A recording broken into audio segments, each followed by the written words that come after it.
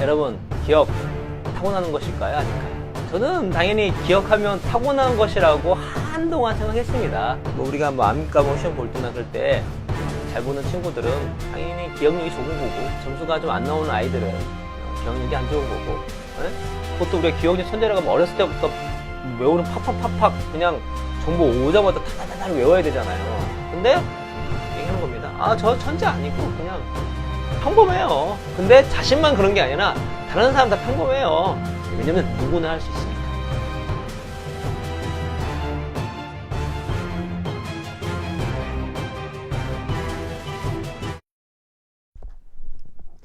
안녕하세요. 완벽한 공부법의 저자 고영선 작가입니다. 반갑습니다, 여러분. 우리가 이제 지금까지 시간들을 통해서 제 완공책 그 챕터 1 믿음장을 끝냈고, 이번에 챕터 2 메타인지장을 이제 마무리 지었습니다. 3장은 이제 기억인데요.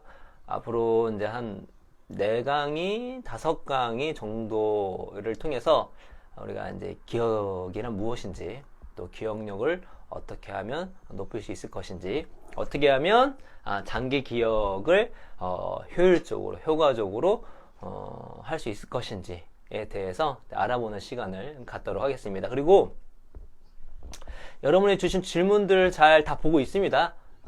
답변 제가 일일이 다 드리지 못한 점 죄송스럽게 생각하고, 그 내용 중에 저희 이제 과정 중에 있는 거면 그냥 그 과정 중에 이제 바로 해드리고, 특별히 과정, 우리 이제 진도 중에 있지 않은 것 중에 의미가 있는 것은 제가 따로 이제 강의를 만들어서 해드리는 방식을 하고 있고요. 그리고 그 페이스북이 단점이 하나가 있어요. 가끔 이게 오류가 나서 그런지 댓글 숫자 많고 제 댓글이 안 보일 때가 있거든요. 근데 이제 저희 모든 강의는 그 체인지 그라운드에 있는 그 유튜브 체인지 그라운드 유튜브 있습니다. 거기에 지금까지 했던 모든 자료가 강의가 다 스택이 되어 있습니다. 거기서 질문을 해주시면 이제 다 보이거든요. 그래서 페북도 좋지만 페북 댓글은 좀 안 보이는 경향이 좀 있어가지고, 만약 질문하실 때에는 페북 댓글 말고 유튜브 댓글로 달아주시면 제가 그 질문들을 한번 계속 살펴보면서 그 질문에 대해서 필요한 것들은 답변을 드리도록 하겠습니다. 자, 오늘은 이제 기억인데요. 여러분, 기억 타고나는 것일까요? 아닐까요? 저는 당연히 기억하면 타고난 것이라고 한동안 생각했습니다. 친구들도 다 그렇게 얘기했고요. 그래서 우리가 암기 과목 시험 볼 때나 그럴 때 잘 보는 친구들은 당연히 기억력이 좋은 거고, 점수가 좀 안 나오는 아이들은 기억력이 안 좋은 거고, 그리고 그 암기 과목이나 그런 것 좀 안 되는 친구들이 얘기하는 게, 나는 좀 기억력은 좀 약해, 그러나 다른 건 잘해, 이런 식으로 많이 얘기하잖아요. 그렇죠? 과연 기억력은 타고나는 것인가? 그리고 기억이라 하면 무엇인가에 대해서 오늘 간단하게 알아보는 시간을 갖도록 하겠습니다. 미국의 프리센서 기자인 조슈아 포어라는 사람이 있었습니다. 이 사람이 하루는 2005년도에 전미 메모리 챔피언십을 이제 보러 갔습니다. 취재 겸 갔습니다. 네, 전미 메모리 챔피언십이 뭐냐면, 미국 전체에서 메모리, 기억력에서 챔피언십, 누가 최고인지, 챔피언이 누군지를 뽑는 그런 대회였습니다. 근데 미국 전체에서 최고의 기억력이 좋은 사람을 뽑는 거니까 어마어마할 거잖아요. 그래서 거기서 지금 챔피언십에서 실시한 시합 종목들을 보면 좀 어마어마합니다. 보통 5종목으로 2005년도에는 했었는데, 뭐냐면요, 말씀 드려볼게요. 첫 번째 종목은 50횡짜리 미 발표 시를 통째로 암송하기입니다. 50횡을 누가 빨리 통째로 암송하는가를 이제 종목이고요. 두 번째로는 이름이 적힌 99명의 얼굴이 담긴 사진을 보고 15분 안에 모두 암기하기. 네. 사진하고 이름이 있을 거잖아요. 99명의 얼굴을 딱 본 다음에 15분 안에 모두 이제 암기를 하는 것입니다. 만만치 않겠죠? 예. 그렇죠? 자, 세 번째, 무작위로 뽑은 300단어를 15분 동안 암기하게. 무작위로 단어 300개를 뽑아서 그걸 15분 동안 외우는 겁니다. 네 번째부터는 넘사벽이에요. 이게 1000자리 무작위 숫자를 5분 동안 암기하기입니다. 1000의 자리가 아니라요. 숫자가 1000자리까지 있는 거예요. 뭐 5, 3, 4, 7, 2, 6, 8, 8 뭐 이렇게 해가지고 1000자리까지 있는 겁니다. 그거를 5분 안에 암기를 해야 돼요. 이게 가능하나? 다섯 번째는 뒤섞어 놓은 트럼프 카드 한 벌을 5분 동안 순서대로 외우기. 예, 이것도 어마어마하죠? 그렇죠? 예, 그래서, 이런 이제 5가지 종목을 놓고 2005년도에는 그 36명의 사람이 출전해가지고 이제 대결을 했는데 그 중에 이제 2명은 세계 메모리 그랜드 마스터였습니다. 세계 메모리 그랜드 마스터는 메모리의 대가잖아요. 근데 그 대가가 함부로 이름이 붙지가 않습니다. 예를 들어서 그 카드 있잖아요. 원래 다섯 종목 중에 하나가 카드를 무작위로 섞어가지고 그걸 순서대로 외우는 걸 5분 안에 하는 건데 이걸 2분 안에 하는 사람에게 이제 그랜드 마스터라는 칭호를 주어질 수 있습니다. 어마어마한 사람이죠. 근데 이제 그런 사람이 2명이나 이제 참가를 했거든요. 그 중에 이제 한 사람을 조슈아 포어가 이렇게 인터뷰를 했습니다. 뭐라고 인터뷰를 했냐면, 조슈아 포어가 그 그랜드 마스터에게 이렇게 묻습니다. 자신이 천재라는 사실을 언제 깨달았나요? 여러분, 보세요. 카드를 그 순서대로 2분 안에 외우는 거예요. 그러면 뭐 거의 천재 소리 들을만 하지 않습니까? 어마어마한 능력인 거죠. 그랬더니 이 사람이 이렇게 대답했습니다. 천재요? 전 천재가 아니에요. 제 기억력은 보통 수준입니다. 여기 있는 다른 사람들도 다 마찬가지고요. 기억력이 보통이라고 해도 제대로 활용만 하면 대단한 능력을 발휘할 수 있다는 걸 아셔야 합니다. 이 겸손을 떨어도 이렇게 떨 수가 있나요? 그렇죠? 카드를 2분 안에 외우고 여기 종목들 보세요. 막 무작위로 뽑으면 300단 15분 안에 외워야 되고 이런 사람들을 천재라고 그러지 뭐라고 합니까? 근데 얘기하는 겁니다. 저 천재 아니고 그냥 평범해요. 근데 자신만 그런 게 아니라 다른 사람 다 평범해요. 제대로 된 방법론만 있으면 잘할 수 있습니다. 이렇게 얘기한 겁니다. 근데 얼핏 보면 이 조슈아 포어가 처음 들었을 때는 되게 겸손을 떤다고 생각했는데 순간 자신이 2004년도에 챔피언이었던 그 벤 프리드모라는 사람이 있거든요. 이 사람이 2004년도 전미 메모리 챔피언십의 챔피언이었습니다. 이 사람이 그 모 신문사와 했던 그 인터뷰 내용이 떠올랐습니다. 그 내용이 뭐냐면 이게 매우 중요한 인터뷰인데요. 기억편의 핵심입니다. 이게 뭐라고 그 인터뷰를 했냐면 중요한 것은 기술이고 기억이 작동하는 법을 이해하는 겁니다. 누구나 할 수 있습니다. 다시 한번 말씀드릴게요. 중요한 것은 기술이고 기억이 작동하는 법을 이해하는 겁니다. 누구나 할 수 있습니다. 이게 저희 기억편의 핵심입니다. 반대로 얘기하면 또 이 사람의 이 말을 놓고 우리가 다른 자료들 찾아봤더니 역시나 이 한마디 말로 기억편을 정리할 수 있다는 것도 역으로 깨닫기도 했고요. 근데 이제 뭐 이 사람이 이렇게 얘기했지만 또 실제로 아무리 멋있는 말이라 할지라도 이 사람 대단한 사람이거든요. 이 사람은 정말 얼마나 대단한 사람이냐면 그 카드 있잖아요. 카드 한 벌 외우는 거를 32초 만에 한대요. 어마어마하죠. 그리고 뭐 원주율 3.14 이거를 5만 자리까지 이렇게 외우는 그런 사람입니다. 그러니까 이 사람이 이렇게 멋있게 얘기를 했지만 과연 이 사람 말이 맞는 것인지 이거 뭐 솔직히 그 정도급 하려면 벤 프리드모처럼 하려면 타고나지 않으면 힘들 것 같은 그런 생각이 들죠. 그래서 조슈아 포어가 이 벤 프리드모의 그 말을 또 듣고 그 다음에 그 2005년 전미 메모리 챔피언십에 등장했던 세계 메모리 그랜드 마스터의 이야기를 같이 듣고 나서 과연 이들이 얘기하는 것이 겸손인가 사실인가? 그냥 겸손에 떠는 말인가? 기억력이 보통이고 누구나 할 수 있고 중요한 것은 기술과 기억이 무엇인지를 이해하는 것인가? 그게 겸양인가? 겸손인가? 그냥 하는 얘기인가? 아니면 진짜인가를 알아보기 위해서 실험을 합니다. 어떻게? 자기 자신이 이제 그 실험의 대상이 되는 거죠. 그래서 1년 동안 이 전문가들의 방법론을 따라서 열심히 기억력 훈련을 했을 때 정말 평범한 자기가 어느 정도 성과를 낼 수 있을 것인지에 대해서 이제 도전해 보기로 합니다.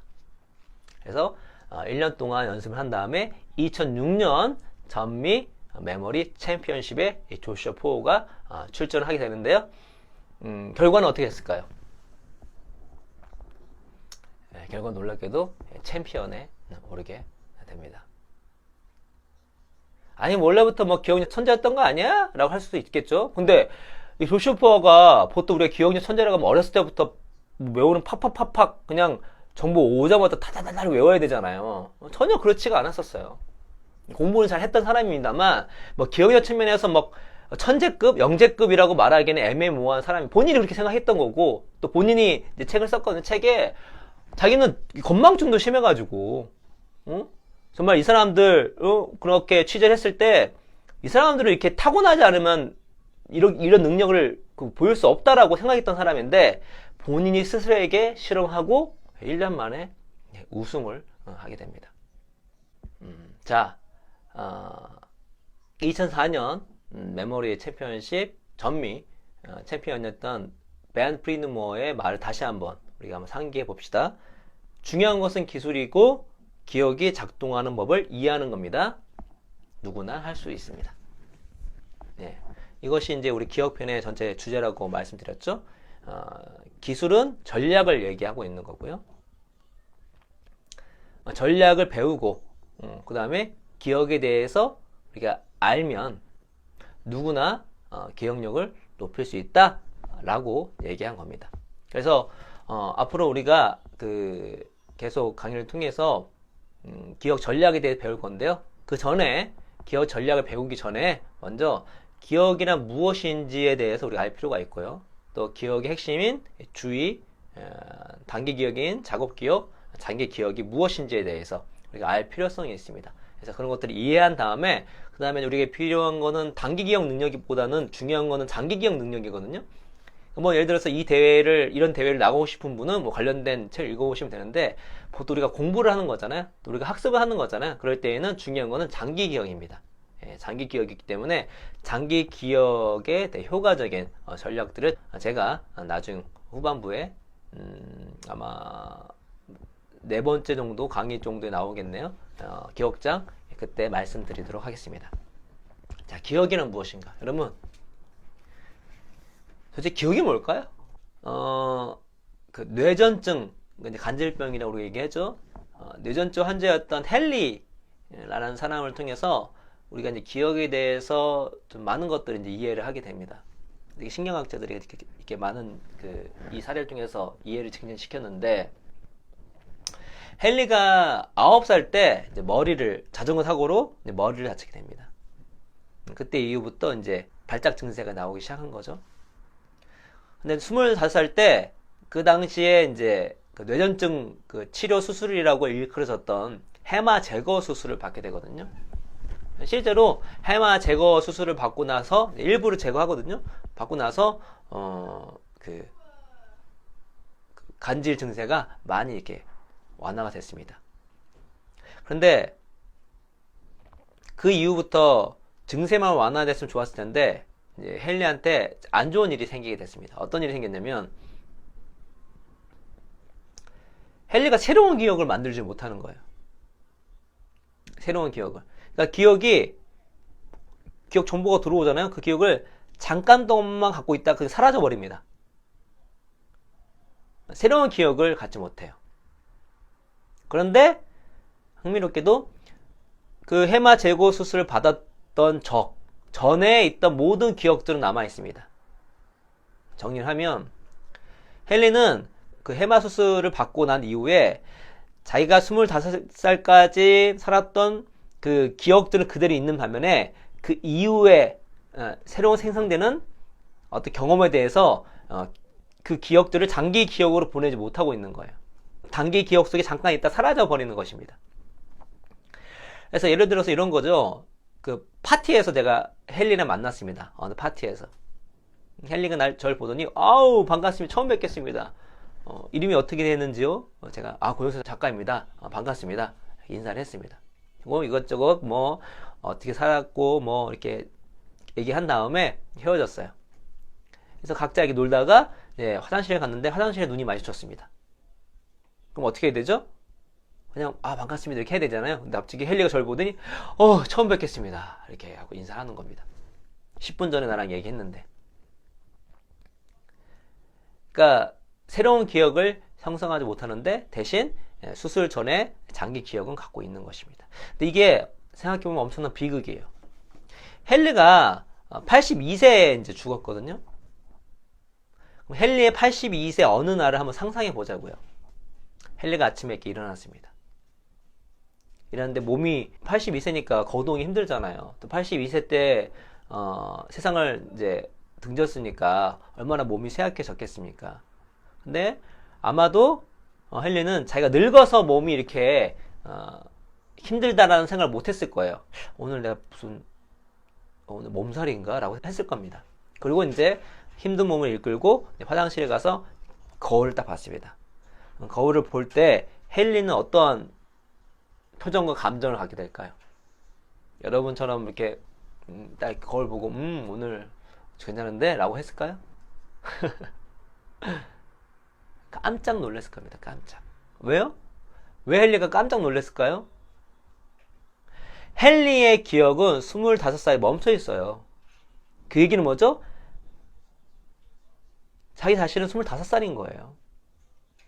자기 자신을 떠올릴 때 25살 때 외모를 떠올릴 수밖에 없습니다. 그런데요, 거울을 봤더니 어때요? 82세 노인의 얼굴이 나오는 거죠. 충격을 먹겠죠. 충격. 이게 무슨 일인가? 충격을 먹겠죠. 그렇죠? 그런데 그 충격도 오래 가지 못하죠. 어느 시간이 지나면 그 충격도 사라지는 겁니다. 그래서 다음날 아침이 돼서 아침 되면 또 헨리는 오늘도 몸살인가? 라고 생각하겠죠. 오늘도가 아니겠죠? 오늘 몸살인가? 라고 생각했겠죠. 그리고 그 몸을 이끌고 거울을 보며 놀랐을 것입니다. 이런 일을 40-50년 동안 반복을 했겠죠. 몇 년 동안은 크게 얼굴이 달라지지 않았을 거니까. 근데 아마 30대만 되더라도, 여러분 30대만 돼도 아시죠? 30대분 20대랑 좀 다릅니다. 피부도 다르고. 제가 지금 40인데 달라요, 여러분. 달라요. 충격을 먹었겠죠. 아직도 뇌과학이 갈 길은 멉니다. 왜냐면 1990년도 이후에 이제 MRI도 개발되고 해서 좀 많이 뇌과학이 발전했지만 기본적으로 사람 뇌를 놓고 막 실험을 할 수는 없잖아요. 그렇죠? 때문에 실험을 하더라도 이렇게 MRI 등등 여러 가지 하겠지만 막 다양한 막 쥐를 놓고 하는 실험들은 할 수 없기 때문에, 그래서 뇌라는 것이 매우 복잡하고 아직도 알아야 될 게 많지만 그래도 기억에 대해서는 어느 정도 이렇게 좀 거칠게나마 구축이 되어 있는 상태입니다.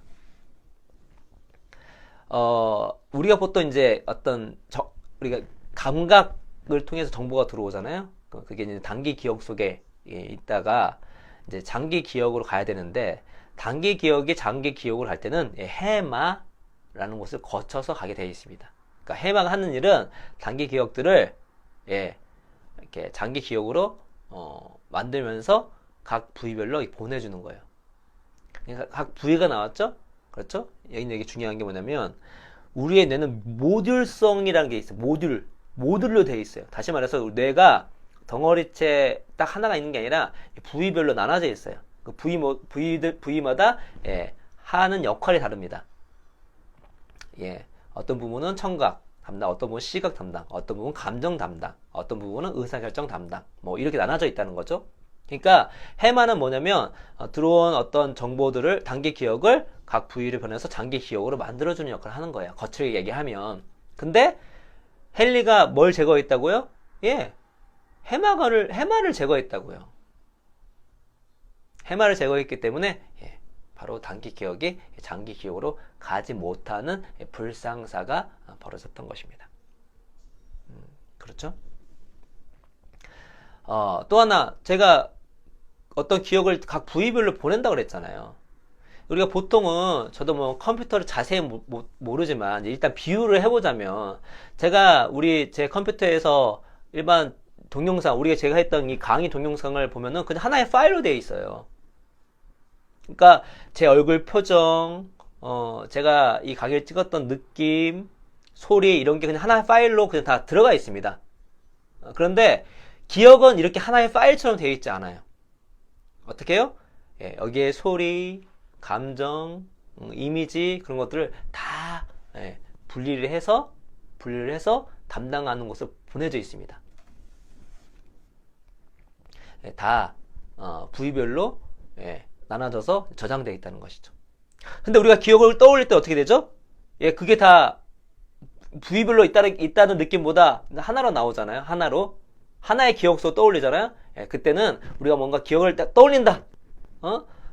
사랑하는 첫사랑과 있었던 그날을 떠올린다 할 때는 예, 이게 이제 뇌에는 그 특정 진도수가 있는 뇌 전자기파가 있는데 그 특정 진도의 이 전자기파 진동 수대로 이 기억들을 소환을 해요. 예, 소환을 해가지고 하나의 기억으로 떠오르게 되는 것입니다. 실제로는 우리가 지금 첫사랑을 생각했을 때 떠오르는 이미지, 감정, 그때 했던 이야기, 뭐 등등등 많은 것들은 원래는 하나가 아니라 다 이렇게 분리되어 있습니다. 분리되어 있습니다. 라는 거. 그리고 우리가 저번에 뇌 가소성에서 얘기했죠? 단기 기억은 뇌가 변하지 않는 상태. 단기 기억은 뇌가 변한 상태. 단기 기억은 신경 호르몬 수준의 변화가 있었던 것이고요. 장기 기억은 단백질 수준에서 변화가 있었습니다. 그래서 장기 기억으로 갔다는 얘기는 뇌가 해부학적으로 변했다.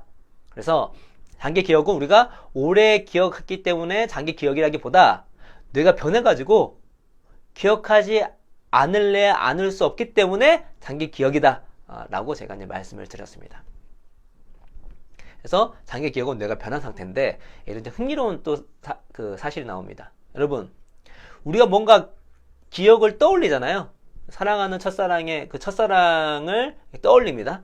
떠올릴 때 각 부위에 있던 정보들이 모아서 떠올린다 했잖아요. 근데 이 기억을 계속 떠올리면 어떤 일이 벌어지냐면 계속 떠올리잖아요. 그러면 예, 단백질이 변해요. 재배열됩니다.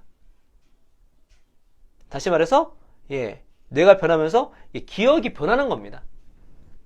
그러니까 내가 이거를 떠오를 때 그 맥락에 따라서 미묘하게 이 기억이 바뀌는 거죠.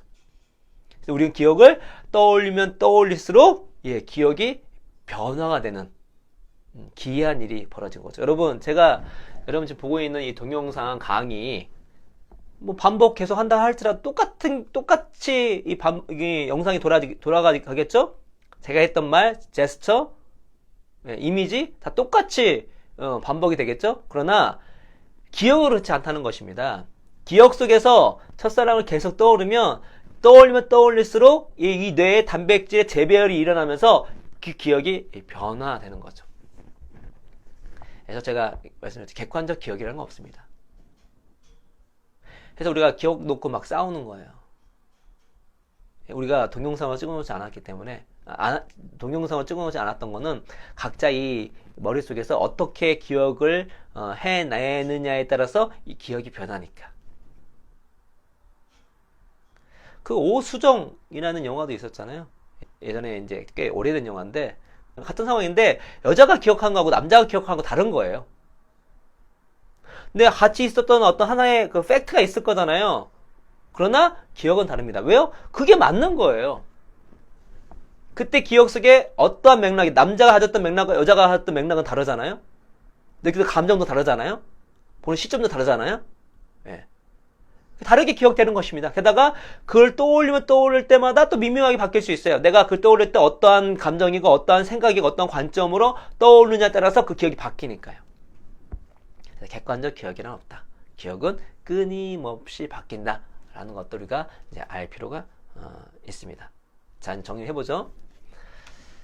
그러니까 조시아 포 예를 이렇게 우리가 들면서 기억력이라 하는 것은 일정 부분 타고난 것이 없다고 말할 수는 없어요. 타고난 게 있습니다. 우리 유전자가 있으니까. 그런데 벤 프리드머가 했던 이야기 그리고 조시아 포가 성취했던 그 일을 생각해 보면 우리가 기억에 대해서 제대로 이해를 하고 그리고 제대로 전략을 갖추게 되면 어느 누구나 기억력을 높일 수 있다는 것을 우리가 추론해 볼 수가 있습니다. 그래서 기억력은 타고나는 것이 아니다 라고 좀 비약적으로 얘기를 하더라도 그 의미를 받아들일 수 있다는 생각이 듭니다. 왜냐하면 누구나 할 수 있으니까. 타고났다면 기억력을 더 높일 수 있는 그 능력을 우리가 타고난 거죠. 인간의 뇌는 그럴 수 있다는 거죠. 그러나 우리가 보통 얘기하는 특출난 기억력은 어느 누구도 특출날 수가 있으니까 어느 누구도 기억력 높일 수 있으니까 타고난 것이 아니다 라고 얘기해도 무방하다는 거. 두 번째로는 기억에 대해서 우리가 한번 정리를 해봤죠. 단기 기억, 장기 기억. 해마가 중요한 역할을 하고 있다는 거. 우리는 기억을 다 뇌의 부위마다 이렇게 나눠서 저장하고 있다는 거. 기억할 때는 특정 진동수에 있는 전자기파를 통해서 하나의 기억을 떠올리지만 그때 떠올릴 때마다 어떤 일이 벌어진다? 단백질의 재배열이 일어나면서 기억은 계속 변한다는 거. 그래서 객관적 기억이라는 거는 있을 수 없다는 거. 내가 그 기억을 떠올릴 때 어떠한 맥락 속에서 떠오르냐에 따라서 기억이 달라진다는 거. 단기 기억은 호르몬 수준에 반하는 거고 장기 기억은 뇌가 해부학적으로 변해서 그거를 잊을래야 잊을 수 없기 때문에 장기 기억이라는 거까지 우리가 정리를 해 보겠습니다. 그래서 기억이란 무엇인가는 이렇게 우리가 앞으로 계속됩니다. 다음 강의에는 기억의 시작은 이제 감각이거든요. 감각은 그렇게 중요한 게 아니니까 우리가 학습에서는 딱 버리고 그 다음에 감각 다음에 있었던 주의, 집중력이라는 거죠. 주의력, 집중력, 주의력이 무엇이고 어떨 때 우리가 주의력을 잃게 되는지, 주의력을 높일 수 있는지 알아볼 것이고, 다음에는 그 주의력과 연관이 되어 있는 멀티태스킹. 과연 우리는 멀티태스킹을 잘할 수 있을 것인지. 멀티태스킹은 인간의 능력에 있는 것인지 없는 것인지에 대해서 이제 알아보는 시간을 갖도록 하겠습니다. 다음 강의는 주의력과 멀티태스킹이 되겠습니다. 자, 일단 이것으로써 이번 강의를 마치고요. 앞으로 강의를 통해서 우리가 기억에 대해서 이해하고 프리드머가 얘기했던 것처럼 우리의 기억력 수준을 높이는 그러한 시간을 앞으로 갖도록 하겠습니다. 이것으로써 오늘 강의를 마치겠습니다. 감사합니다.